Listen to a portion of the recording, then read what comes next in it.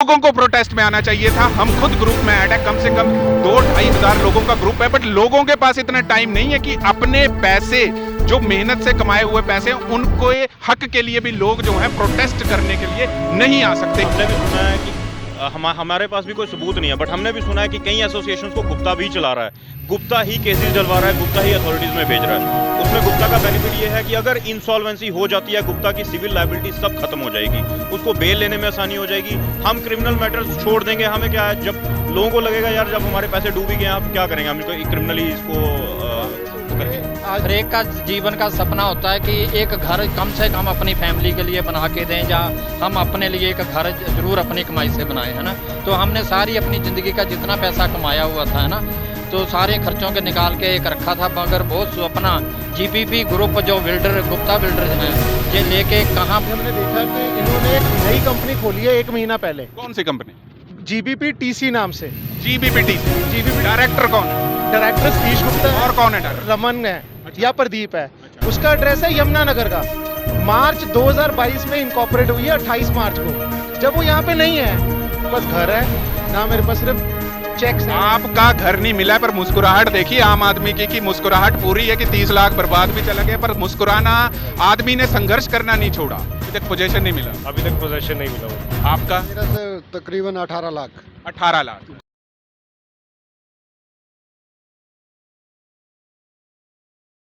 Himachal fast express में देश और प्रदेशवासियों का स्वागत है। मैं हूं हरीश, और आज हम जो कि पिछले 5, 6, 7 महीनों से जो है वो हम जीबीपी के जो भ्रष्टाचार है उसको लेके वकीलों के भी साथ बात करते आए और हर उस मुद्दे को उठाते रहे जहां पे जो है आम जनता को कुछ राहत मिल जाए।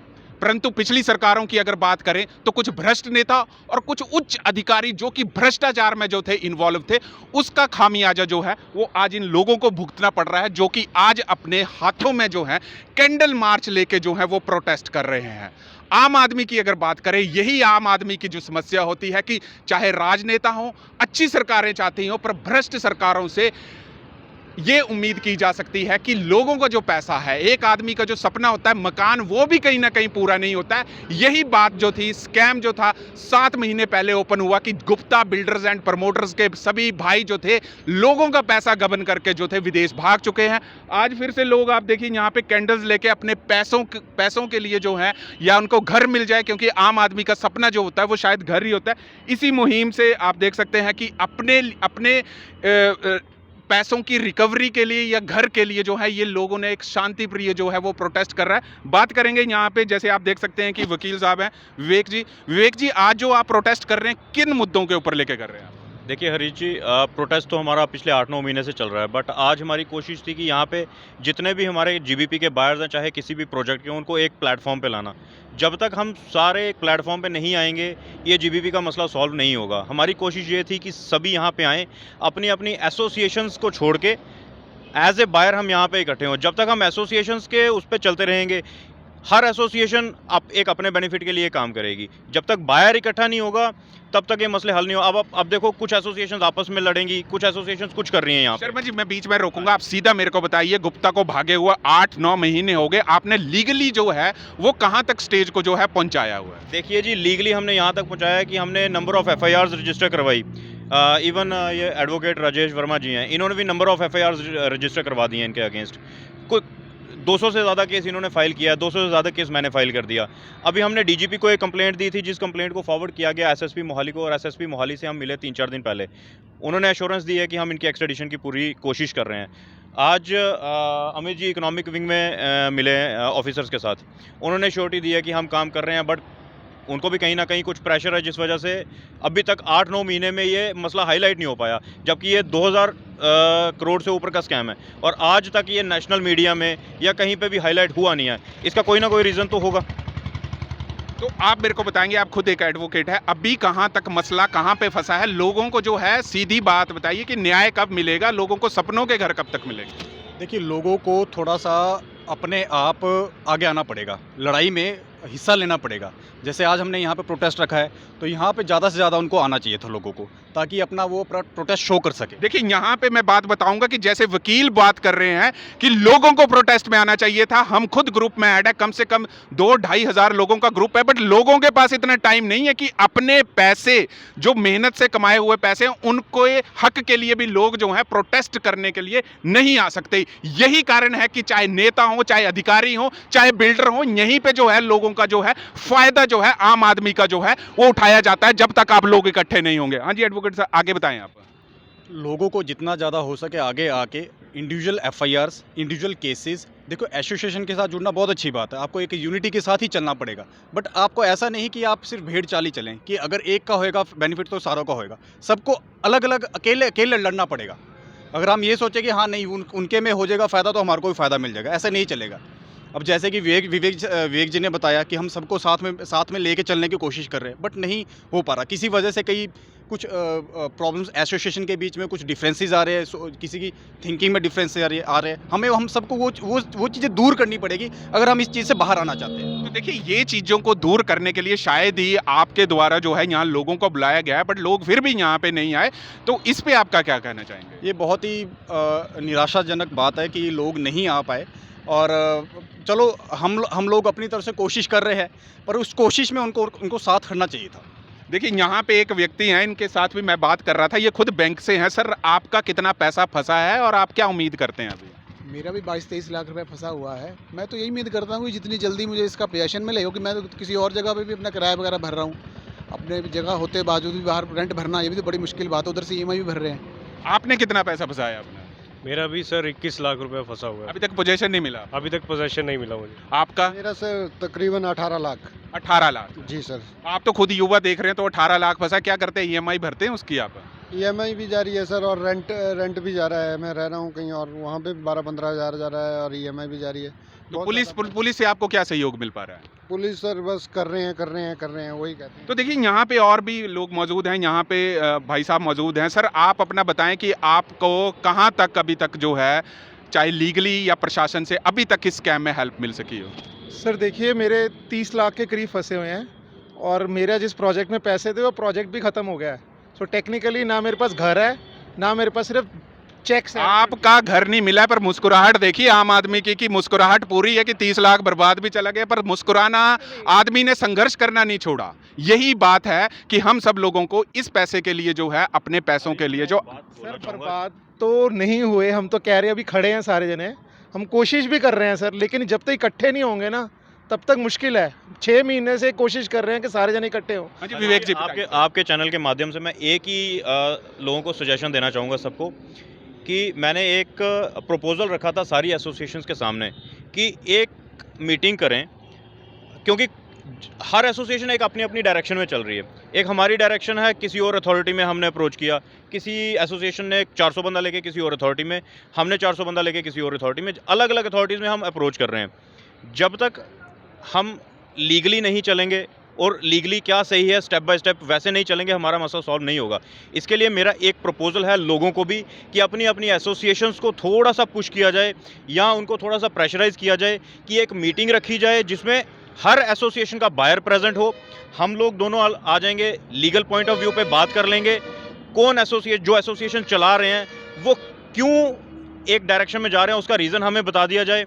उस रीज़न के अगर हमें वैलिड लगता है उनका रीज़न, हम भी उनके साथ हो जाएंगे।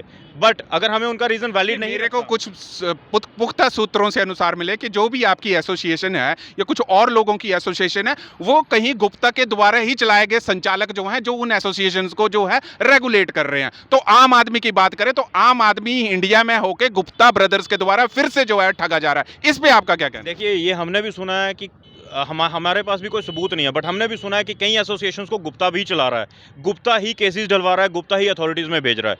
उसमें गुप्ता का बेनिफिट ये है कि अगर इंसॉल्वेंसी हो जाती है, गुप्ता की सिविल लायबिलिटी सब खत्म हो जाएगी, उसको बेल लेने में आसानी हो जाएगी। हम क्रिमिनल मैटर्स छोड़ देंगे। हमें क्या है, जब लोगों को लगेगा यार जब हमारे पैसे डूब ही गए, अब क्या करेंगे, हम क्रिमिनली इसको वो करके। आज हमने देखा कि इन्होंने एक नई कंपनी खोली है 1 महीना पहले। कौन सी कंपनी?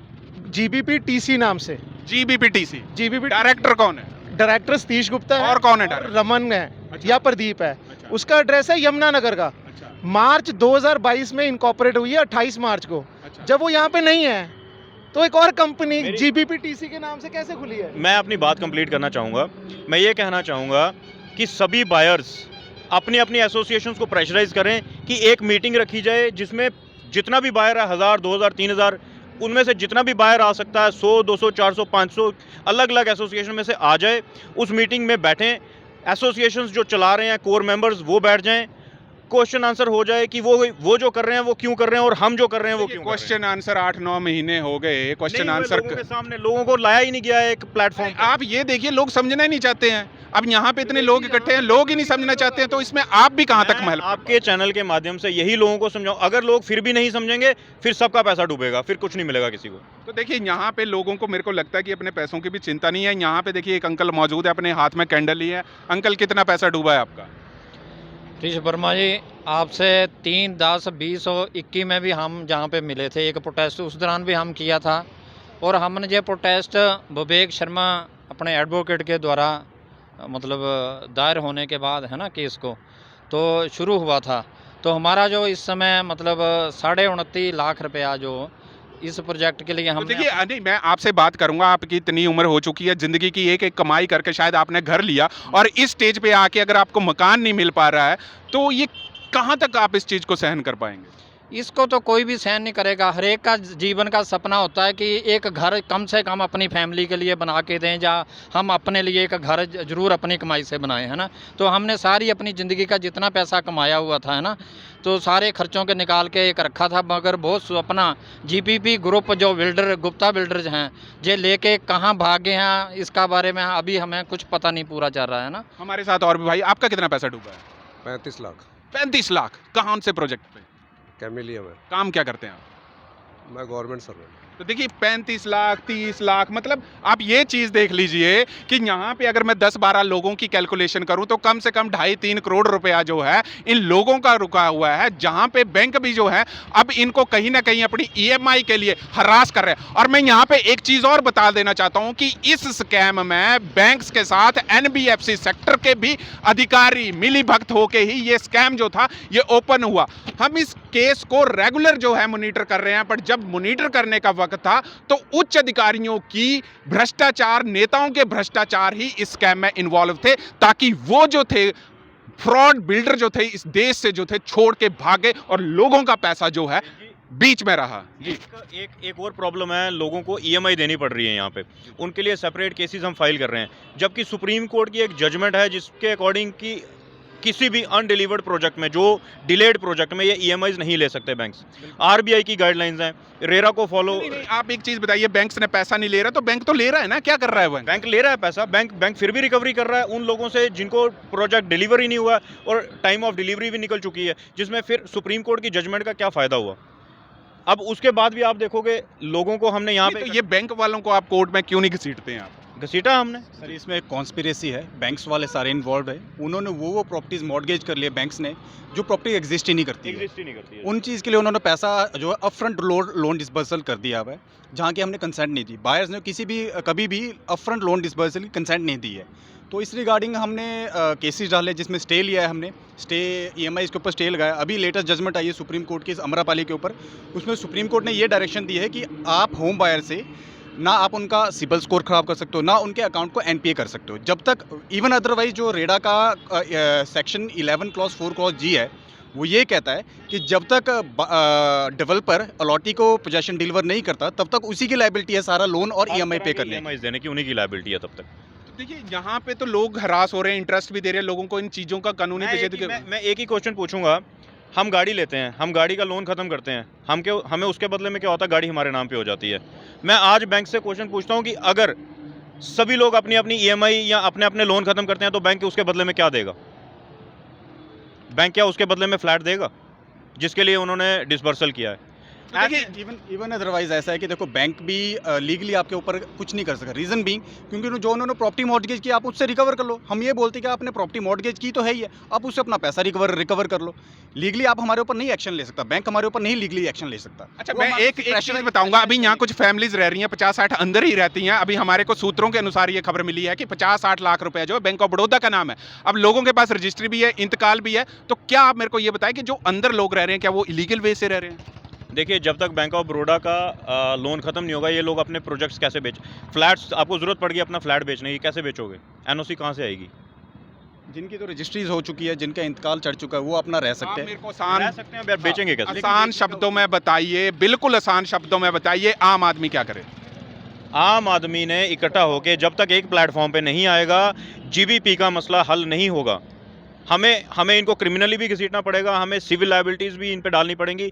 जब हम एनसीएलटी में चले गए, इनकी सारी सिविल लायबिलिटीज़ खत्म हो जाएंगी। यहाँ पे इसी डर के मारे कोई एसोसिएशन नहीं आई है, क्योंकि क्वेश्चन होंगे यहाँ पे।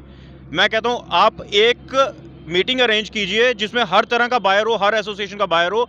हम उनसे पूछें, लीगल एसेट्स, लायबिलिटीज़ सारी लिस्ट दी जाए हमें, किस बेस पे आप एनसीएलटी जा रहे हो, किस बेस पे आप कंपनी को इंसॉल्वेंट करवाने जा रहे हो।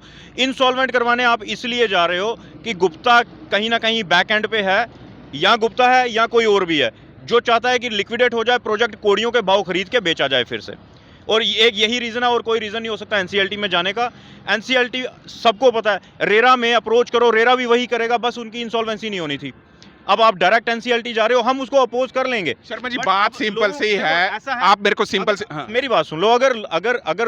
अगर ये सही है तो एक प्लेटफॉर्म पे आ जाएं, वहां पे अपने वकील को भी ले आएं जो भी लीड कर रहा है इनको। वहां पे लोग क्वेश्चन पूछेंगे इनसे, हम क्वेश्चन पूछेंगे। मैं कहता हूं हो सकता है हमें नॉलेज ना हो, हम क्वेश्चन पूछेंगे, हमारे क्वेश्चंस के आंसर दे दो। अगर हमें लगता है कि आप लीगली बिल्कुल सही डायरेक्शन में जा रहे हो, हम आपको फॉलो कर लेंगे। आप आसान शब्दों में बताएं, लोग क्या कर रहे हैं, क्या कर रहे हैं? अगर बस। हमें ये लड़ाई जीतनी है तो हमें लड़ना पड़ेगा। तो देखिए, यहाँ पे और भी कुछ बायर्स अभी हमारे साथ जुड़े हैं। आपका कौन सा प्रोजेक्ट है? सर हमारा G+2 का एक प्रोजेक्ट है 2 BHK फ्लैट का। कहाँ पे, कौन सा प्रोजेक्ट का नाम? प्रोजेक्ट का नाम मैं एक्चुअली श्योर नहीं हूँ क्योंकि मेरे पेरेंट्स ने परचेज़ किया था यहाँ पे। कितना पैसा फंसा है आपका? उसमें सर राउंड अबाउट 30 लाख के आसपास फंस चुका है। तो देखिए, यहाँ पे और भी लोग थे, यहाँ का इनका कहना है कि 30 लाख रुपया जो है वो फंसा हुआ है। पर अब ये आने वाली बात होगी। सूत्रों के हवाले से हमारे को ये भी खबरें मिली हैं कि गुप्ता कुछ दिनों में सरेंडर भी करने वाला है।